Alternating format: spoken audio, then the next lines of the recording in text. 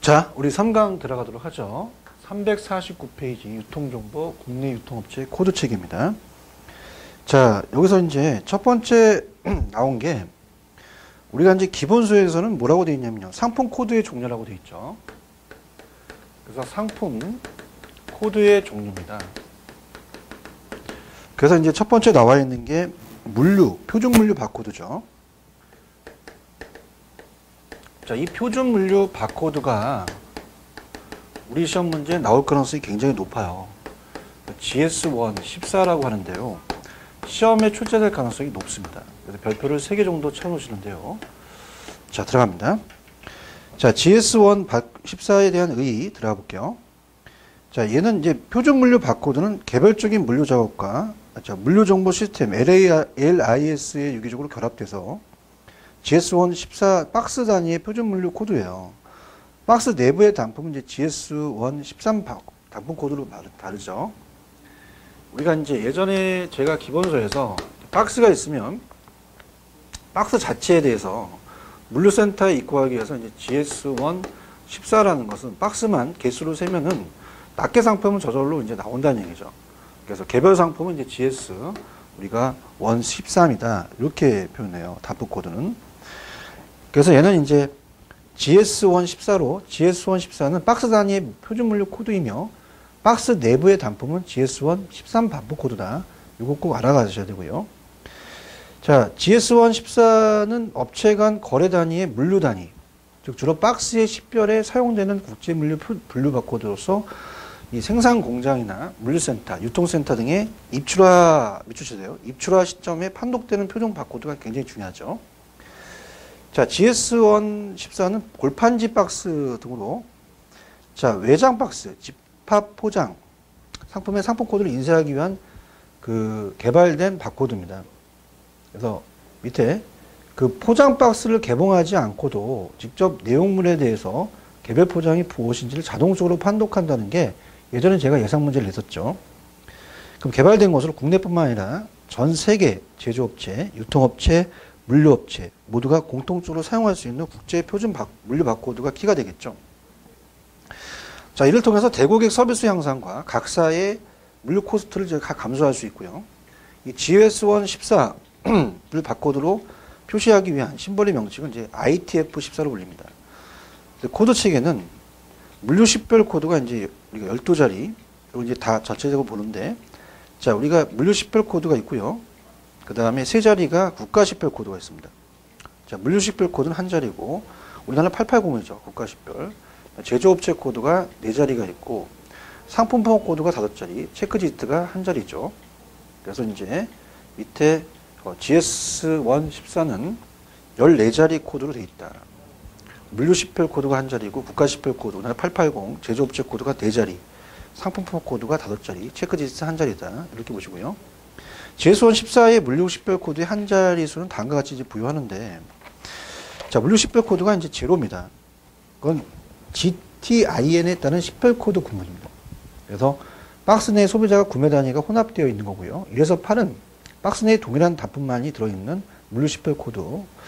9라는 것은요, 추가형이에요. 우리가 추가형으로서 코드가 있는 경우, 개량형 상품이죠. 자, 표준 물류 바코드의 활용 이점을 제가 예전에 문제 냈었죠. 그래서, 자, 물류센터 내의 건품, 입고와 출고 시, 그 다음에 거래처별, 제품별 쇼팅, 분류죠. 로케이션 관리가 위치 관리입니다. 렉이라든지 자동화, 물류센터 내의 실시간 재고 파악을 통한 재고 관리 효율화, 생산에서 배송까지 제품 이동이 신속, 정확해야 되고요. 자, 수제에서 단품까지 리드타임이 단축이에요. 그 다음에 물류 단위죠. 판매 단위가 아니었어요. 그래서 물류 단위를 제가 판매 단위로 넣어서 문제를 냈었죠. 그래서 표준 물류이기 때문에 판매 단위가 아니라 물류 단위의 EDI 거래 추진한다. 그 다음에 GSA 128은 뭐 밑에 그 세 가지 단품 또는 박스 단위로 인쇄되는 무의미성, 범용성 어디서나 동일하다는 거죠. 식별 코드의 한계를 지니고 있다. 그렇게 보시고 읽어보시고요. 그 다음에 이제 우리가 GAS1과 ITF잖아요. ITF의 의는 그냥 밑줄만 쳐보세요. 자, 이거는 5분의 2라는 뜻인데요. 이 표준 물류 바코드의 박스에 인쇄하기 위해 사용되는, 그러니까 표준 물류 바코드의 박스에 인쇄하는 겁니다. 바코드 심볼입니다. 0에서 9까지가 숫자만을 사용하고 두 종류의 바코드만을 사용하고 짝수개의 숫자로 이제 표기되는데요. 밑에 심볼 구성에 있어서 GS1 코드가 7개의 모듈로 하나의 캐릭터를 표시하고 바의 폭이 1배부터 4배까지 4종류가 있어서 높은 인쇄 정밀도가 요구됩니다. B에 ITF는 이제 인쇄 면적이 넓어지는 결점이 있으나 넓은 바와 좁은 바 두 가지밖에 없어서 비교적 복잡한 인쇄 환경에도 인쇄상 큰 문제가 없다는 장점이 있죠. 그 다음에 이제 조금 오타 났습니다. 오른쪽 351페이지 가시면 우리가 이제 책에서는 요게 이제 GIS1을 KN으로 좀 고치시기 바랍니다. KN 좀 오타가 났죠. 그다음에 ITF에 대한 비교죠.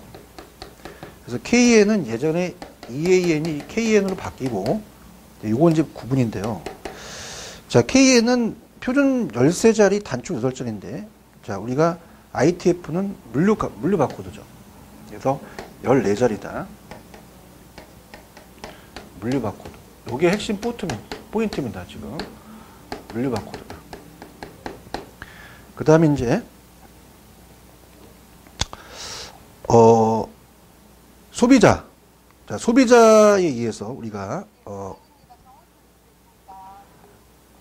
이 소비자에 대해서 우리가 이제 보는데, 소비자 구매 단위 낱개 포장이거든요.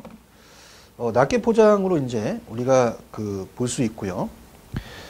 개별 포장입니다. ITF는 이제 기업 간 거래 단위, 집합 포장이죠. 박스 단위니까 이렇게 보시면 되고, 그 다음에 GS1은 이제 포스 시스템, BOS 시스템 이렇게 보는데, ITF는 제휴 관리, 입출고 관리, 선반 관리, 분류 등이 되겠죠. 그래서 이제 우리가 중요한 것은 요게 이제 키포인트여야 돼요. 자, 얘는 기업 간이죠. 우리가 이제 얘가 소비자 구매 단위가 낱개 포장입니다. 낱개 포장은 개별 포장이죠. 근데 얘는 기업 간 박스 단위가 중요합니다. 박스 단위고, 그 다음에 어떻습니까? 집합 포장이죠. 그래서 박스 단위로. 그래서 포스 시스템과 이 BOS 시스템이라면 얘는 제휴 관리가 입출고 관리, 선반 관리, 그 다음에 분류 등 이런 것도 이제 되겠다는 거. 자, 그렇게 보시면 되고요. 그 다음에 이제 이 국제 표준 도서죠. 우리가 지금 책에 있는 이것도 이제 중요합니다. 국제 표준 도서 문호. 지금 책에 나와 있죠. 우리가 ISBN이라고 하죠, 그죠? 책입니다, 책, 도서. 그래서 이제 국제 표준 도서 번호는 우리가 이제 밑에 서점 정보와 출판물의 판매 정보, 재고 현황을 신속 정확하게 판매하기 위해서 활용되고 있죠. 13자리 숫자로 구성되어 있어요. 그래서 지금 여러분이 뒤에 책에 보면 요 바코드가 있죠, 그죠? 요거. 그래서 밑에 보시면은 우리가 89라는 것은 국별입니다. 이 국별이고 12는 이제 발행자 번호, 3, 4, 5, 6, 7은 서명 식별 번호, 그 다음에 4번은 체크 디지트죠. 그래서 우리가 2006년까지는 10자리였는데 2007년서부터 13자리로 간다. 그 다음 밑에 보시면은 우리가 1위 9782 접두부구 89가 국가번호, 국제 ISBN 우리 관리기구의 배정이죠. 3번은 발행자 번호, 한국문헌정보센터에서 배정이 되고, 자, 4번은 서명식별번호, 그 다음에 이제 5번은 우리가 디지트가 되겠죠. 그래서 조금 번호가 밀렸는데요. 8782 1이에요. 89가 2고, 86, 525가 3이 되고, 982 4가 되고, 2가 5가 되겠죠.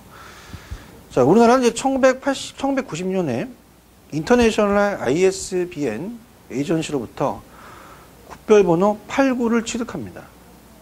그래서 국내 ISN 대행기관인 이 중앙도서관 한국문헌정보센터에서는 ISBN 매뉴얼을 확정하죠.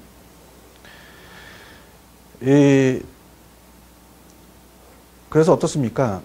밑에 이제 발행자 번호가 그거예요. 도서를 누가 발행했냐의 출판사죠. 이렇게 보시면 되고, 그 다음에 밑에 ISBN의 도서는 팸플렛, 복합 매체 출판물, 전자자료, 그 다음에 교육용 필름이나 데이터, 그 다음에 테이프, 그 다음에 카세트 녹음의 도서, 그 다음에 컴퓨터 소프트웨어, 전자출판물, 지도 등에 표시하죠.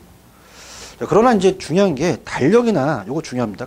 광고물 등의 수명이 짧은 그 자료나 선종용 팜플렛이나 화첩 등 낱장 자료, 연속 간행물에는 부여하지 않는다는 게 꼭 중요합니다. 이거 별표 쳐놓으세요. 그 다음에 이제 ISBN에 표기할 때 QCR 문자로 된 ISN과 GS1 바코드를 함께 씁니다. 이렇게 보시면 되고, 그 다음에 이제 ISBN 열쇠 자리인 GS1의 자리수를 맞추기 위해서는 ISBN의 앞에 단행본 978, 소설책 한 권이고요. 정기 간행물은 이제 977. 정기적으로 나오는 거죠. 월간지 같은 거.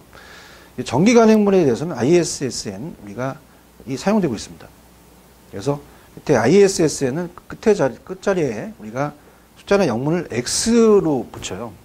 ISBN과는 달리 번호 숫자에 특별한 의미는 없다. 8자리 번호는 이제 한국 문호 정보 시스템에서 배정한다. 이렇게 보시고요. 그 다음에 이제 우리가 이 중요한 게 이제 여기 이 기출문제 키워드가 뭐겠어요? 지금 보시는 RFID죠. RFID가 참 중요합니다. 자, 여기 이제 별표를 쳐놓으셔야죠. 그래서 바코드보다 더 진화된 거예요. 그래서 우리가 이제 352페이지.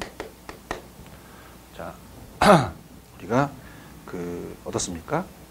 이 RFID 별표를 또 3개를 치셔야죠. 기출문제 키워드입니다. 출제가 아주 많이 되죠.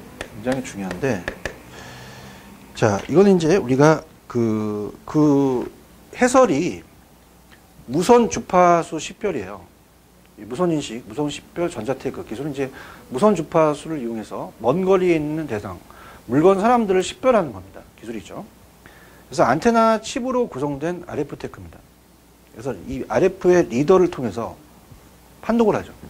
그래서 뭐 우리가 그 밑에 교통카드, 주차관리, 도서관리, 출입 통제용 카드, 동물 식별, 그 다음에 하이패스용 카드라는 게 중요합니다. 이게 빠른 속도를 이제 식별하는 거죠.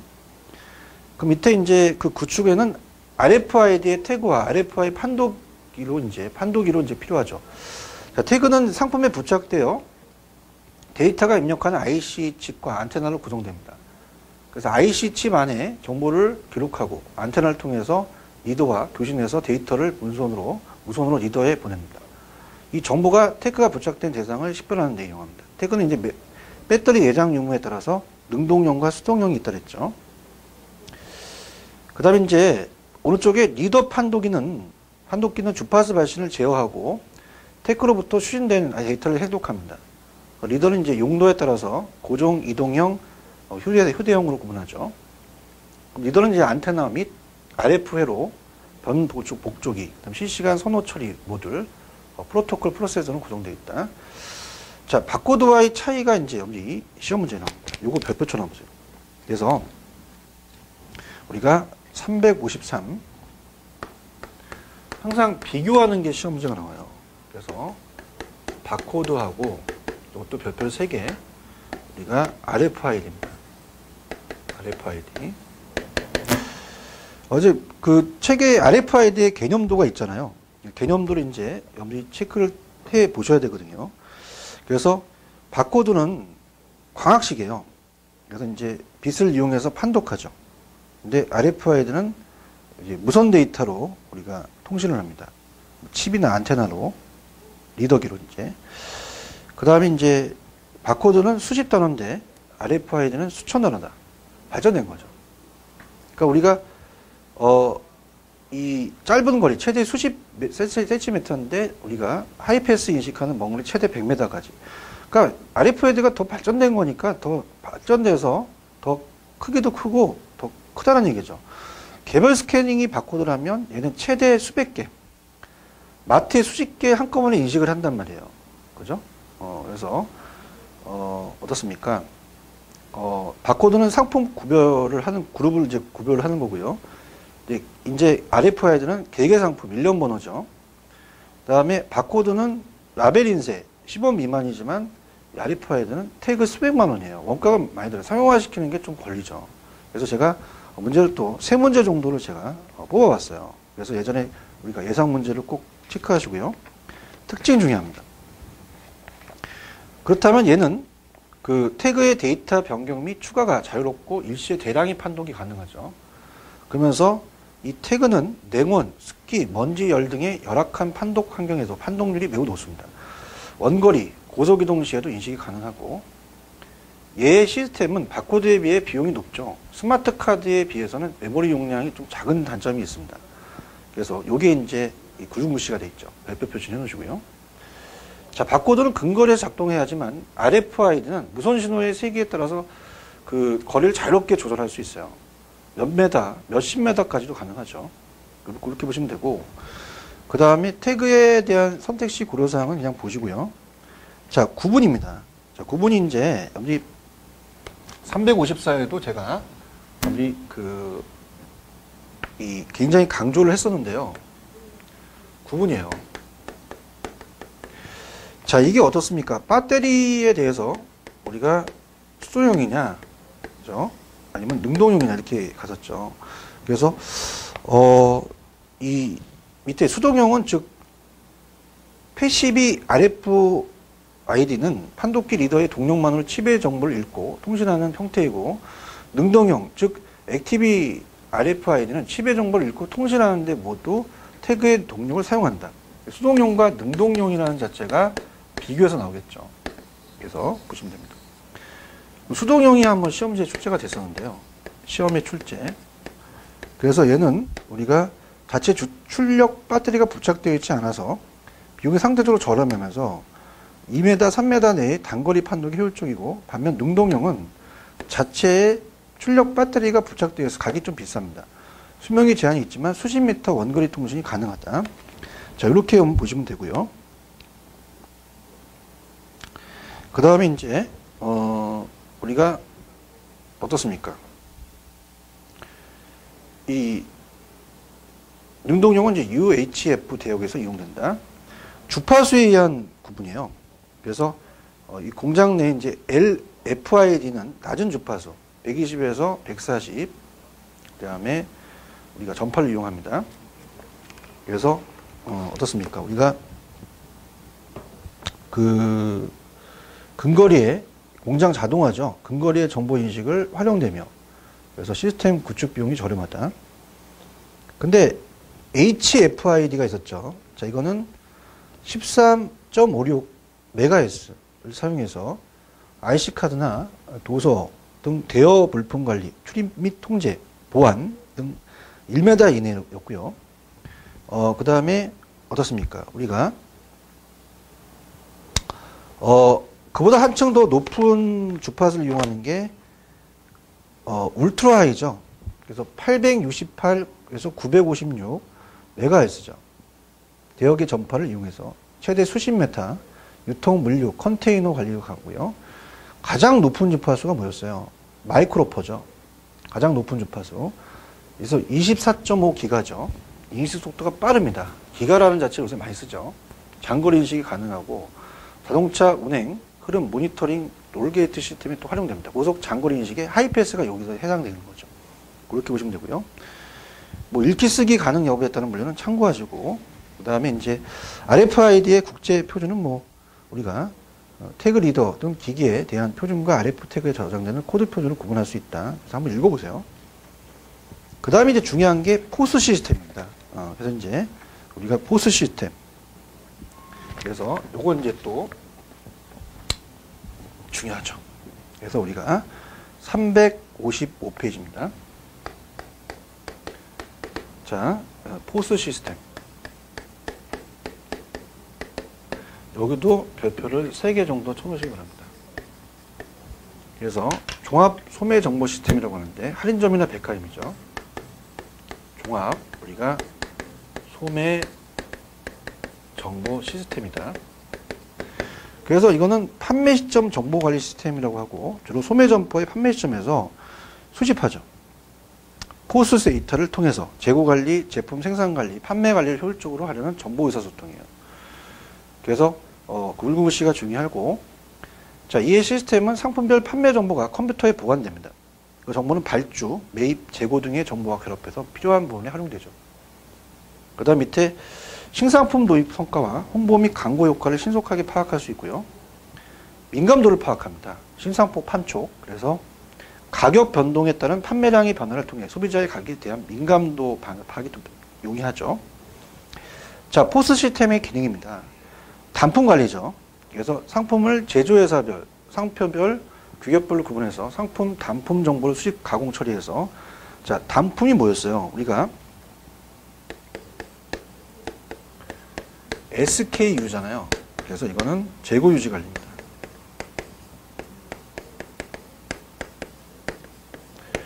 가능하며 이를 위해서 바코드 상품에 인쇄되어 있죠. 그다음에 판매 시점에서의 정보 입력입니다. 상품에 인쇄되어 있는 바코드를 신속하게 정확하게 자동으로 우리가 판독함으로써 판매 시점에서 정보를 곧바로 입력하는 거죠. 그 다음에 정보의 집중 관리.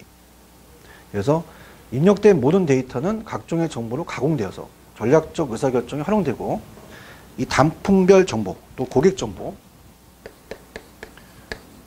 고객관리 정보죠. CRM, 이런 것들, 매출 정보. 그 밖에 판매와 관련된 정보를 수집해서 집중적으로 관리할 수 있죠. 자, 넘겨보시면 이제 우리가 이 구성입니다. 그래서 이제 포스 시스템의 구성 기기라고 하는데요. 포스 터미널이라는 게 있어요. 그래서 얘는 그 컴퓨터와 본체, 두 번째, 모니터, 그리고 스캐너로 구성되어 있다. 스캐너에 의해서 자동 판독된 상품 코드와 거래 관련 자료가 스토어 컨트롤러 보내지면, 스토어 컨트롤러는 데이터베이스와 같이 되겠죠.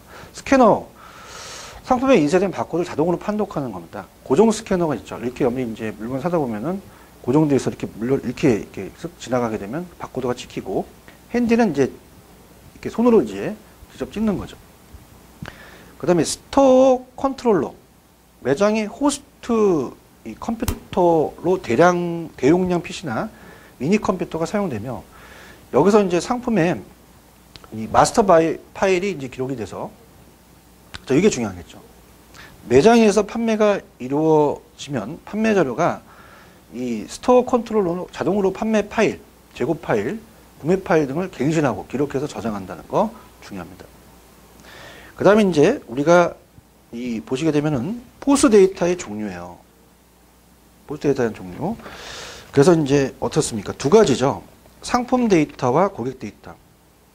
그래서 상품 데이터는 얼마나 많은 양의 상품이 판매되었는가를 금액, 구체적으로 어떤 상품이 얼마나 팔렸는가에 대한 거. 자, 고객 데이터는 뭐예요? 어떤 집단, 남성이냐 여성이냐, 이 속하는 고객인가에 대한 계층 자료. 개개인의 구매 실적, 구매 성향, 어떤 물건을 사가더라. 자, 고기를 사가더라. 그러면 이 고기를 할인권을 또 그 사람한테 보내는 거죠. 그래서 가장 개인 자료를 구분해서 수입 분석하고, 점포 데이터와 패널 데이터입니다. 자, 점포 데이터는 특정 점포에서 팔린 품목, 그죠? 그래서 어떤 것이 많이 팔렸느냐, 그 다음에 품목 수량 가격, 그리고 판매 시점의 판촉 여부 등에 관한 자료고요. 그 다음에 패널 데이터는 이제 각 가정 단위, 한 패널로 본다는 거죠. 가정. 그래서 그 구매한 품목의 수량, 가격 등에 대한 자료다. 이렇게 보시고요. 자, 포스 데이터에 대한 활용이라는 게 중요해요. 그래서 356. 자, 우리가 포스 데이터의 활용이라는 게 중요합니다. 자, 이것도 이제 별표를 하나 정도, 출제 가능성이 크거든요. 그래서 자, 제목 위주로 상품 정보 관리. 자, 그래서 이제 그 포스 데이터에 담겨진 소비자의 욕구에 맞게끔 점포 이미지를 설정하고 상품 구성이나 판촉 계획 등이 수립됩니다. 그래서 철수할 상품이냐, 신규 취급이냐, 취급 확대 상품을 결정하는 거죠. 그래서 오른쪽, 우리가 밑에 오른쪽 가시면 맨 위에 판매 관리든지 상품 구색 계획, 디스플레이, 진열 관리, 판촉, 판매 촉진 계획, 발주, 매입, 재고 관리 등의 상품의 정보의 관리가 이루어지고요. 재고 관리와 자동 발주입니다. 그래서 밑에 이제 우리가 포스 시스템에서 얻어지는 데이터의 활용을 통해서 단품 관리가 SKU죠. 가능해지며 단품 관리를 통해 재고 관리가 가능하고, 그 다음에 얘는 어때요? 우리가 이 단품별 판매 수량에 근거해서 매입을 하죠. 판매 수량이 많은 걸 매입을 많이 하는 거죠. 그래서 안 팔리는 건 매입을 적게 해서, 그래서 재고 진열 단위를 고려해서 재고를 증가시키지 않으면서 품절을 방지하면서 적정 발주가 가능합니다. 품절을 방지해서 재고를 더 높이지 않고, 자동 발주죠. 컴퓨터로 인한 주문 시스템. 그 다음에 인력 관리. 자, 이 포스 시스템은 시간과 장소, 그 다음에 부분과 상품에 관한 종합적인 데이터를 제공합니다. 따라서 이 데이터를 통해서 작업량을 도출해서 업무 활동을 해요. 그래서 인력 생산성 성과 관리, 종업원 관리 시스템, 인력 수급 계획. 그래서 사람이 더 필요하면 더 수급을 하죠. 자, 고객 관리 중요하죠. 그래서 고객이 어떤 상품을 주로 사느냐. 그래서 포스 데이터를 통해서 고객 속성 정보, 성별, 연령, 주소, 직업, 고객 신상에 관한 정보, 상품 이력 정보죠. 구입 상품 수량, 금액, 거래 횟수. 그래서 고객별 관리 판촉 활동이에요. 그래서 CRM, 우리가 고객 관리로 이제, 관계 관리로 이제 가는 거죠. 온라인의 CRM으로. 이렇게 하시면 되고요. 그 다음에 이제 분석 데이터에 대한, 포스 데이터에 대한 분석 내용은 가볍게 매출 분석. 자, 우리가 부분별, 채소 과일, 또 단품별, 과일도 수박, 그리고 시간대별로, 계산일로, 계산월별로 이제 분석을 하고요. 고객 정보. 시간대별 고객, 언제 오냐, 고객수, 일별, 월별, 고객수 분석, 분별 고객 단가 분석. 자, 시계열 분석은 뭐예요? 통계학에서 많이 쓰는 거죠. 그래서 시간의 경과에 따라 어떤 것을 이제, 우리가 이 시계에 대한 시간의 진행에 따라서 변화의 추이를 보는 거죠. 전년 동기 대비 분석, 전월 대비 분석, 4월, 5월, 목표 대비 분석, 5월 내 목표는 얼마다. 그 다음에 상관관계입니다. 원인과 결과예요. 그래서 원인 변수와 결과 변수. 그래서 상품 요인 분석, 영업 요인 분석, 관리 요인 분석 같은 게 되겠죠. 데이터의 정보에 대한 어떻습니까? 이렇게 해서 상관관계까지 봤고요. 자, 포스 데이터의 활용 단계는 좀 시간이 걸릴 것 같습니다. 그래서 이거는 제 4강에서 찾아뵙도록 하겠고요. 제 3강에서 중요한 내용들 우리가 한번 찾아볼게요. 자, 우리가 3강에서 배웠던 핵심 포인트를 찾겠습니다. 자, 우리가 이제 어때요? 제 3강에서는 국내 유통업체 코드 체계죠. 표준 물류 바코드 GS1 14가 중요하죠. 그 다음에 이제 표준 물류 바코드의 활용의 이점. 판매 단위가 아니라 물류 단위. 그 다음에 좀 오타가 났는데 351페이지 KN과 ITF의 차이점. 국제 표준 도서 언어. 그 다음에 우리가 어떻습니까? 거기에 대한 ISBN, ISSN이라는 게 또 있다. RFID가 중요하죠. 그래서 얘는 바코드와 RFID의 비교가 중요할 것이다. 특징 봐주셔야 되고요. 그 다음에 구분, 수용용과 능동용이 있죠. 주파수에 따라 다르게 있고, 그 다음에 포스 시스템이 중요했습니다. 기능이 단품 관리, 판매 시점의 정보 입력, 정보의 집중 관리.